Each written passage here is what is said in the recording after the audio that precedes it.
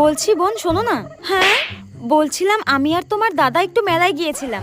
ঠিক আছে কি বলবে বলো। বোন মেলায় গিয়ে না দুটো কানের আমার খুব পছন্দ হয়েছিল, তাই তোমার জন্য একটা আর আমার জন্য একটা নিয়ে এসেছি। কানের দুল কই দেখি দেখি দেখি। এই দেখো এই নাও। ওয়াও কি সুন্দর।